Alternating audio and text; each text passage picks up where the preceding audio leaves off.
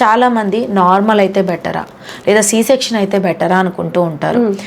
Normal అయితే it's 100%, even సైంటిఫిక్గా కూడా ప్రూవ్ చేశారు. నార్మల్గా వచ్చిన బిడ్డలు ఎవరైతే ఉన్నారో రేపు ఏ ప్రాబ్లమ్నైనా సరే ఫేస్ చేసే ఇదిగా ఉంటారంట. Because they go through that process. నార్మల్గా రావటం, ఆ బోన్స్ లోపల నుంచి, తొంటి లోపల నుంచి మొత్తం నెట్టుకుంటూ రావటం, ఆ ప్రాసెస్ అంతా వాళ్ళు ఫీల్ అవుతారు. They face that struggle once and for all. అలాగే they are ready. When they are ready they will come out. అంటే నార్మల్ డెలివరీ ఎప్పుడు ఫోర్స్ఫుల్గా కాకుండా దానికి అదే జరుగుతుంది. న్యాచురల్గా బేబీ ఎప్పుడైతే రెడీగా ఉన్నాడో అప్పుడే బయటకు వస్తాడు. సో ఇక్కడ భయపడటం అనేది ఉండదు బేబీ.